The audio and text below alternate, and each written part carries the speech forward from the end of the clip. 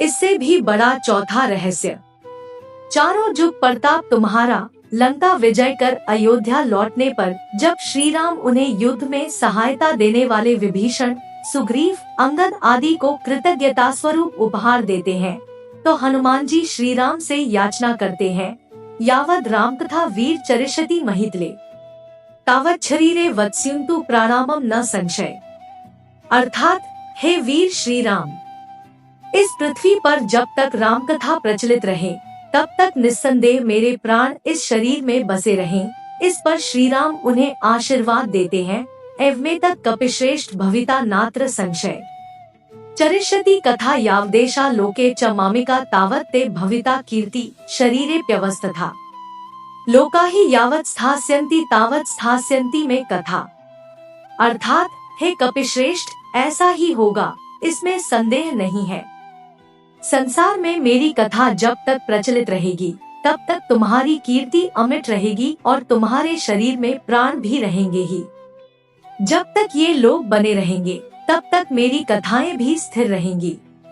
चारों जुग प्रताप तुम्हारा है प्रसिद्ध जगत उजियारा। एक त्रेतायुग में हनुमान, त्रेतायुग में तो पवन पुत्र हनुमान ने केसरी नंदन के रूप में जन्म लिया और वे राम के भक्त बनकर उनके साथ छाया की तरह रहे। वाल्मीकि रामायण में हनुमान जी के संपूर्ण चरित्र का उल्लेख मिलता है। 2 द्वापर में हनुमान, द्वापर युग में हनुमान जी भीम की परीक्षा लेते हैं। इसका बड़ा ही सुंदर प्रसंग है। महाभारत में प्रसंग है कि भीम उनकी पूंछ को मार्ग से हटाने के लिए कहते हैं, तो हनुमान जी कहते हैं कि तुम ही हटा लो, लेकिन भीम अपनी पूरी ताकत लगाकर भी उनकी पूंछ नहीं हटा पाते हैं।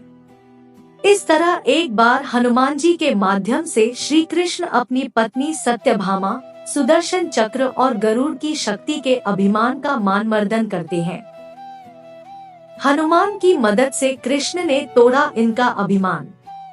3 कलयुग में हनुमान, यदि मनुष्य पूर्ण श्रद्धा और विश्वास से हनुमान जी का आश्रय ग्रहण कर ले तो फिर तुलसीदास जी की भांति उसे भी हनुमान और राम दर्शन होने में देर नहीं लगेगी।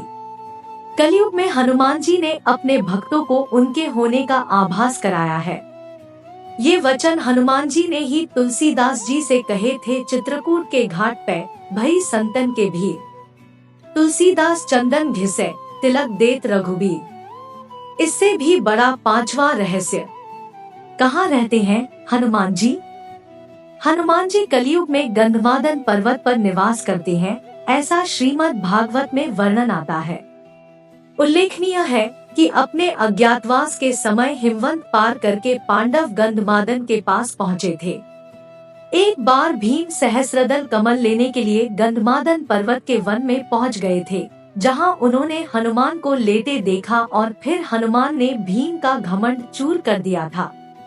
यत्र यत्र रघुनाथ कीर्तन तत्र कृत मस्तकांजलि, वाष्पवारी परिपूर्ण लोचना मारुति नमत राक्षसांतक। अर्थात कलयुग में जहाँ जहाँ भगवान श्री राम की कथा कीर्तन इत्यादि होते हैं, वहाँ हनुमान जी गुप्त रूप से विराजमान रहते हैं। सीता जी के वचनों के अनुसार अजरमर गुण निधि सुत हो, करहु बहुत रघुनायक छो।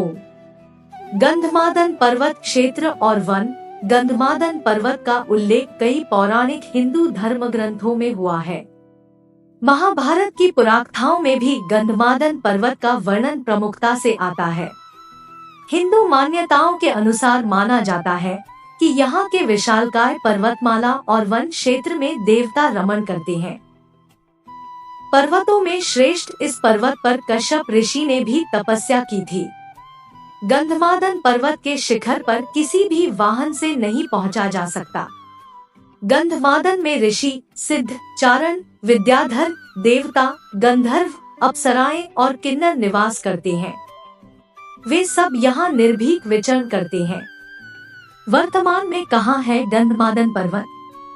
इसी नाम से एक और पर्वत रामेश्वरम के पास भी स्थित है, जहाँ से हनुमान जी ने समुद्र पार करने के लिए छलांग लगाई थी, लेकिन हम उस पर्वत की नहीं बात कर रहे हैं।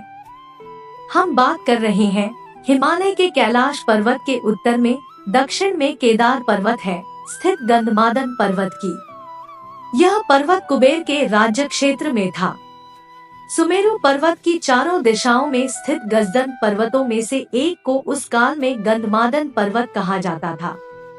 आज यह क्षेत्र तिब्बत के इलाके में है। पुराणों के अनुसार जम्बूद्वीप के इलावृत्त खंड और भद्राश्व खंड के बीच में गंधमादन पर्वत कहा गया है, जो अपने सुगंधित वनों के लिए प्रसिद्ध था। कैसे पहुँचे गंधमादन? पुराणों के अनुसार जम्बूद्वीप के इलावृत्त खंड और भद्राश्व खंड के बीच में गंधमादन पर्वत कहा गया है, जो अपने सुगंधित वनों के लिए प्रसिद्ध था। इस क्षेत्र में 2 रास्तों से जाया जा सकता है। पहला नेपाल के रास्ते मानसरोवर से आगे और दूसरा भूटान की पहाड़ियों से आगे और तीसरा अरुणाचल के रास्ते चीन होते हुए। संभवत महाभारत काल में अर्जुन ने असम के एक तीर्थ में जब हनुमान जी से भेंट की थी, तो हनुमान जी भूटान या अरुणाचल के रास्ते ही असम तीर्थ में आए होंगे। गौरतलब है कि एक गंधमादन पर्वत उड़ीसा में भी बताया जाता है, लेकिन हम उस पर्वत की बात नहीं कर रहे हैं। इससे भी बड़ा छठा रहस्य मकरध्वज था। हनुमान जी का पुत्र अहिरावण के सेवक मकरध्वज थे। मकरध्वज को अहिरावण ने पातालपुरी का रक्षक नियुक्त कर दिया था। पवन पुत्र हनुमान जी बाल ब्रह्मचारी थे, तब कैसे कोई उनका पुत्र हो सकता है?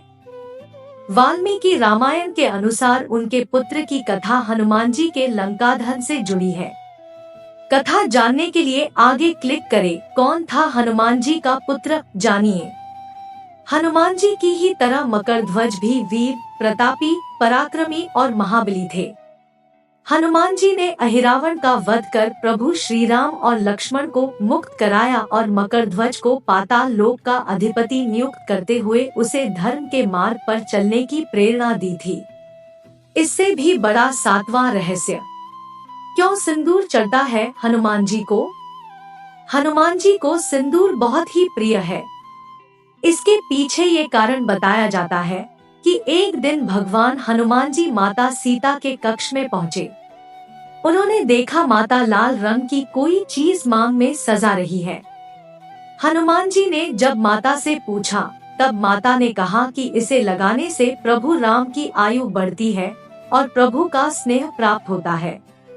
तब हनुमान जी ने सोचा, जब माता इतना सा सिंदूर लगाकर प्रभु का इतना स्नेह प्राप्त कर रही है, तो अगर मैं इनसे ज्यादा लगाऊं तो मुझे प्रभु का स्नेह, प्यार और ज्यादा प्राप्त होगा और प्रभु की आयु भी लंबी होगी। ये सोचकर उन्होंने अपने सारे शरीर में सिंदूर का लेप लगा लिया। इसलिए कहा जाता है कि भगवान हनुमान जी को सिंदूर लगाना बहुत पसंद है। इससे भी बड़ा 8वां रहस्य, पहली हनुमान स्तुति। हनुमान जी की प्रार्थना में तुलसीदास जी ने हनुमान चालीसा, बजरंग बाण, हनुमान बहुक आदि अनेक स्तोत्र लिखे, लेकिन हनुमान जी की पहली स्तुति किसने की थी? तुलसीदास जी के पहले भी कई संतों और साधुओं ने हनुमान जी की श्रद्धा में स्तुति लिखी है, लेकिन क्या आप जानते हैं सबसे पहले हनुमान जी की स्तुति किसने की थी? जब हनुमान जी लंका का दहन कर रहे थे, तब उन्होंने अशोक वाटिका को इसलिए नहीं जलाया क्योंकि वहां सीता जी को रखा गया था। दूसरी ओर उन्होंने विभीषण का भवन इसलिए नहीं जलाया क्योंकि विभीषण के भवन के द्वार पर तुलसी का पौधा लगा था। भगवान विष्णु का पावन चिन्ह शंख, चक्र और गदा भी बना हुआ था। सबसे सुखद तो यह कि उनके घर के ऊपर राम नाम अंकित था। यह देखकर हनुमान जी ने उनके भवन को नहीं जलाया। विभीषण के शरण याचना करने पर सुग्रीव ने श्री राम से उसे शत्रु का भाई व दुष्ट बताकर उनके प्रति आशंका प्रकट की और उसे पकड़कर दंड देने का सुझाव दिया।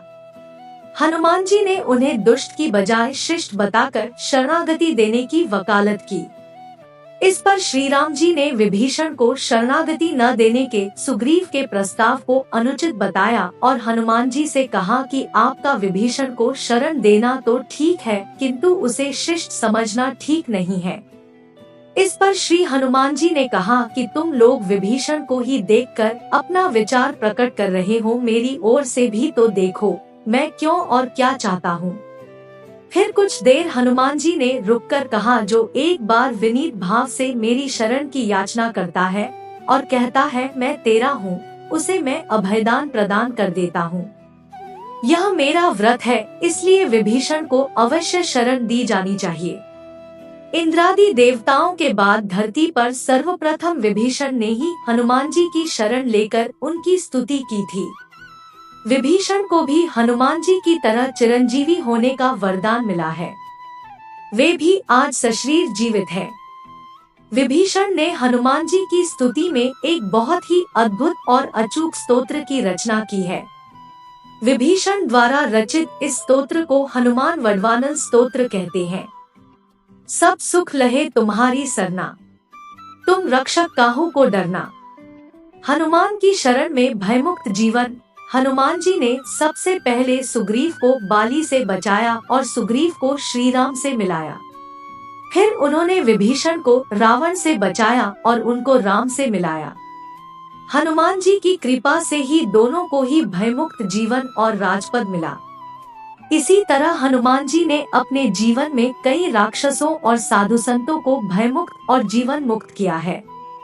इससे भी बड़ा नौवा रहस्य, हनुमान जी की पत्नी का नाम। क्या आपने कभी सुना है कि हनुमान जी का विवाह भी हुआ था? आज तक यह बात लोगों से छिपी रही, क्योंकि लोग हिंदू शास्त्र नहीं पढ़ते और जो पंडित या आचार्य शास्त्र पढ़ते हैं वे ऐसी बातों का जिक्र नहीं करते हैं। लेकिन आज हम आपको बता रहे हैं हनुमान जी का एक ऐसा सच जिसको जानकर आप रह जाएंगे हैरान। आंध्र प्रदेश के खम्मम जिले में एक मंदिर ऐसा विद्यमान है जो प्रमाण है हनुमान जी के विवाह का। इस मंदिर में हनुमान जी की प्रतिमा के साथ उनकी पत्नी की प्रतिमा भी विराजमान है। इस मंदिर के दर्शन करने के लिए दूर दूर से लोग आते हैं। माना जाता है कि हनुमान जी के उनकी पत्नी के साथ दर्शन करने के बाद पति पत्नी के बीच चल रहे सारे विवाद समाप्त हो जाते हैं। उनके दर्शन के बाद जो भी विवाद की शुरुआत करता है उसका बुरा होता है। हनुमान जी की पत्नी का नाम सुवर्चला था। वैसे तो हनुमान जी बाल ब्रह्मचारी हैं और आज भी वे ब्रह्मचर्य के व्रत में ही हैं। विवाह करने का मतलब यह नहीं कि वे ब्रह्मचारी नहीं रहे। कहा जाता है कि पराशर संहिता में हनुमान जी का किसी खास परिस्थिति में विवाह होने का जिक्र है। कुछ विशेष परिस्थितियों के कारण ही बजरंगबली को सुवर्चला के साथ विवाह बंधन में बंधना पड़ा। इस संबंध में एक कथा है कि हनुमान जी ने भगवान सूर्य को अपना गुरु बनाया था। हनुमान जी भगवान सूर्य से अपनी शिक्षा ग्रहण कर रहे थे। सूर्य कहीं रुक नहीं सकते थे, इसलिए हनुमान जी को सारा दिन भगवान सूर्य के रथ के साथ साथ उड़ना पड़ता था और भगवान सूर्य उन्हें तरह तरह की विद्याओं का ज्ञान देते। लेकिन हनुमान जी को ज्ञान देते समय सूर्य के सामने एक दिन धर्म संकट खड़ा हो गया। कुल 9 तरह की विद्याओं में से हनुमान जी को उनके गुरु ने 5 तरह की विद्याएं तो सिखा दी, लेकिन बची 4 तरह की विद्याएं और ज्ञान ऐसे थे जो केवल किसी विवाहित को ही सिखाए जा सकते थे। हनुमान जी पूरी शिक्षा लेने का प्रण कर चुके थे और इससे कम पर वे मानने को राजी नहीं थे। इधर भगवान सूर्य के सामने संकट था कि वे धर्म के अनुशासन के कारण किसी अविवाहित को कुछ विशेष विद्याएं नहीं सिखा सकते थे। ऐसी स्थिति में सूर्य देव ने हनुमान जी को विवाह की सलाह दी। अपने प्रण को पूरा करने के लिए हनुमान जी ने विवाह करने की सोची, लेकिन हनुमान जी के लिए वधू कौन हो और कहां से वह मिलेगी, इसे लेकर सभी सोच में पड़ गए। ऐसे में सूर्य देव ने अपनी परम तपस्वी और तेजस्वी पुत्री सुवर्चला को हनुमान जी के साथ शादी के लिए तैयार कर लिया। इसके बाद हनुमान जी ने अपनी शिक्षा पूर्ण की और सुवर्चला सदा के लिए अपनी तपस्या में रत हो गई। इस तरह हनुमान जी भले ही शादी के बंधन में बंध गए हो, लेकिन शारीरिक रूप से वे आज भी एक ब्रह्मचारी ही है। सबसे बड़ा रहस्य 10वां रहस्य। एक वेबसाइट का दावा है कि प्रत्येक 41 साल बाद हनुमान जी श्रीलंका के जंगलों में प्राचीन काल से रह रहे आदिवासियों से मिलने के लिए आते हैं। वेबसाइट के मुताबिक श्रीलंका के जंगलों में कुछ ऐसे कबीलाई लोगों का पता चला है जिनसे मिलने हनुमान जी आते हैं। इन कबीलाई लोगों पर अध्ययन करने वाले आध्यात्मिक संगठन सेतु के अनुसार पिछले साल ही हनुमान जी इन कबीलाई लोगों से मिलने आए थे। अब हनुमान जी 41 साल बाद आएंगे। इन कबीलाई या आदिवासी समूह के लोगों को मातन नाम दिया गया है। उल्लेखनीय है कि कर्नाटक में पंपा सरोवर के पास मातन ऋषि का आश्रम है, जहां हनुमान जी का जन्म हुआ था। वेबसाइट सेतु एशिया ने दावा किया है कि 27 मई 2014 को हनुमान जी श्रीलंका में मातन के साथ थे। सेतु के अनुसार कबीले का इतिहास रामायण काल से जुड़ा है। कहा जाता है कि भगवान राम के स्वर्ग चले जाने के बाद हनुमान जी दक्षिण भारत के जंगलों में लौट आए थे और फिर समुद्र पार कर श्रीलंका के जंगलों में रहने लगे। जब तक पवन पुत्र हनुमान श्रीलंका के जंगलों में रहे, वहाँ के कबीलाई लोगों ने उनकी बहुत सेवा की। जब हनुमान जी वहाँ से जाने लगे तब उन्होंने वादा किया कि वे हर 41 साल बाद आकर वहाँ के कबीले की पीढ़ियों को ब्रह्म ज्ञान देंगे। कबीले का मुखिया हनुमान जी के साथ की बातचीत को एक लॉग बुक में दर्ज कराता है। सेतु नामक संगठन इस लॉग बुक का अध्ययन कर उसका खुलासा करने का दावा करता है। जाते जाते कैसे प्राप्त करें हनुमान जी की कृपा, जानिए अगले पन्ने पर। हनुमान दर्शन और कृपा। हनुमान जी बहुत ही जल्द प्रसन्न होने वाले देवता है। उनकी कृपा आप पर निरंतर बनी रहे, इसके लिए पहली शर्त यह है कि आप मन, वचन और कर्म से पवित्र रहें, अर्थात कभी भी झूठ न बोले, किसी भी प्रकार का नशा न करें, मांस न खाएं और अपने परिवार के सदस्यों से प्रेमपूर्ण संबंध बनाए रखें। इसके अलावा प्रतिदिन श्री हनुमान चालीसा या श्री हनुमान वडवानल स्तोत्र का पाठ करें। मंगलवार और शनिवार के दिन हनुमान जी को चोला चढ़ाएं। इस तरह ये कार्य करते हुए नीचे लिखे उपाय करें। हनुमान जयंती या महीने के किसी भी मंगलवार के दिन सुबह उठकर स्नान कर साफ कपड़े पहने। एक लोटा जल लेकर हनुमान जी के मंदिर में जाएं और उस जल से हनुमान जी की मूर्ति को स्नान कराएं। पहले दिन एक दाना साबुत उड़द का हनुमान जी के सिर पर रखकर 11 परिक्रमा करें और मन ही मन अपनी मनोकामना हनुमान जी को कहें। फिर वह उड़द का दाना लेकर घर लौट आए तथा उसे अलग रख दें। दूसरे दिन से एक उड़द का दाना रोज बढ़ाते रहें तथा लगातार यही प्रक्रिया करते रहें। 41 दिन 41 दाने रखने के बाद 42वें दिन से एक दाना कम करते रहें।